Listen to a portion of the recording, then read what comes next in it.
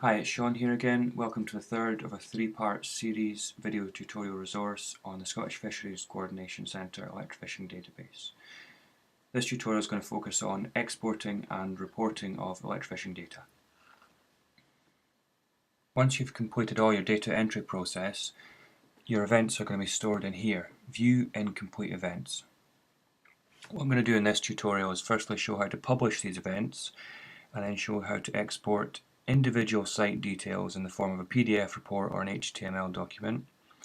And I'm secondly going to look into the reporting procedure over here, which is where you are able to report more than one event at one time into an Excel document.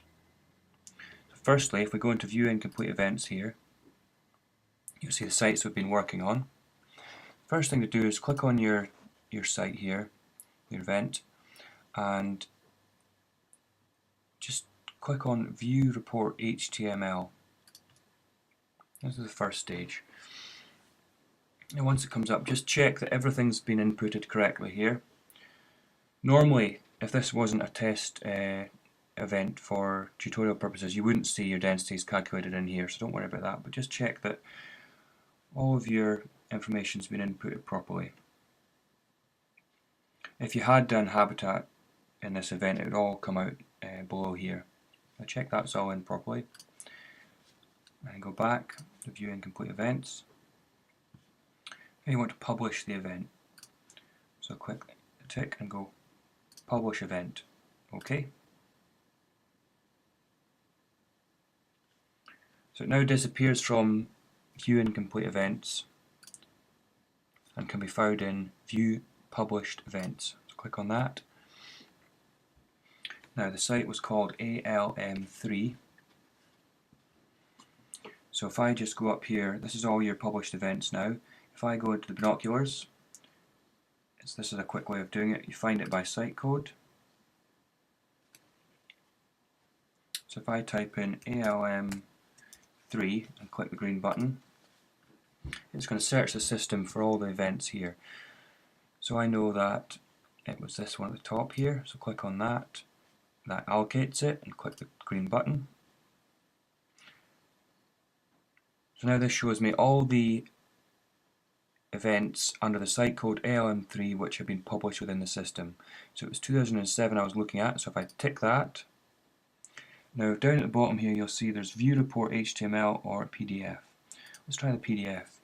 So this gives you a PDF report with basic site information at the top, and then below you have your Atlantic salmon density report. So here you can see zip-in densities, cal and strub. So just check it through again, make sure that you have fish entered in the right places. It gives you your estimates here. Very, very useful feature of the database, saves a lot of time. And this report here is actually what's used quite often by different trusts when developers are asking about a specific site. So just check here you've got your allocations okay, and then move down. And you can see your brown trout densities here as well. Just check that everything looks in the right place. Now if we had inputted habitat data for this specific example, it would come down below here. We don't need to worry about that for now. So now close that. So the second major reporting feature is over here on the right hand side. Firstly, I've described the procedure for exporting individual events in the form of a PDF. That's very useful. Secondly, if you want to export more than one site to an Excel document, for example, this is how you do it over here. So basically what you do is you use the profiler to choose the sites that you'd like to export, and then they are exported and they end up in the My Exports folder, which I'll come back to at the end. Firstly, if we click on Site Profiler, it brings up this logical step of events here. So you've got Site, Event, Fish, View Data, and Export Data. So you basically use these different options here to narrow down your selection to the actual data you want to export. For example, Site, if I want to use sites in the district of Tay, for example, I do that and then I click Next. So it's going to narrow down my selection. So So now 139 records, and it's automatically jumped down to the event profiler here. So in event, if I want to look at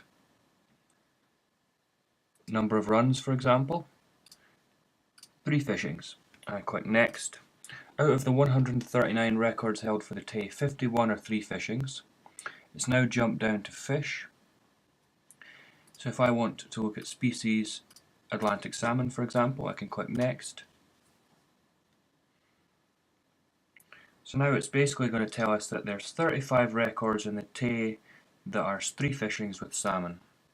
And it just brings up a very basic summary of these sites here. You can use any different combination of these 3 to select the correct data you would like. Now the next stage is to click export data once you're happy with the selection. It gives you 2 options. First of all, click export to CSV, and you'll see the export pops down here.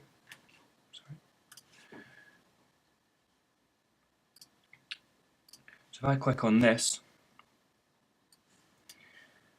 you'll see that it's given me quite a simple overview of the site codes, dates, and your river orders, your grid references. This is quite important if you wanted to plot your sites in GIS, for example. You could do this quite quickly and plot these sites. So once you're happy with this, you close that, and you go back in here and click on GIS Export. Click GIS Export. This process will create your GIS export. Click OK. Now you have to be patient here, because depending on your internet connection it could take up to 5 minutes for your export to be prepared. You can remember from the start, I said to get your export you go back to the home page, and it's in My Exports. So if you click on My Exports, this is one I prepared earlier. It would have normally taken 5 minutes. Here's your export here.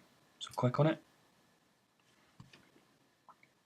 and it's going to bring it down into downloads. If you open it, this gives you your entire Excel export with all the details from each of these events. Now across the top you'll see basic information, grid references, you'll see what type of fishing it was, where it was, and if you go across you'll see your salmon values, your zip intensities for salmon, your confidence limits. You'll then see your trout values, your zip and Carlin Strub for your trout. Then at the very end you'll see some basic habitat data, area, which is such an important variable because this is what your density is calculated upon, based upon, IDs, in-stream cover. Okay, it's quite important. So once you have your data in Excel format, it's an absolutely enormous spreadsheet, but it can be quite quickly filtered down using functions in Excel such as filter, hide, and sort. Thank you very much for watching. That's you made it successfully through the 3 tutorials, and I hope they were useful and informative. If you've got any problems whatsoever, then give me a call on the number on the screen or an email, and myself or James will try and help you further. Okay, thank you.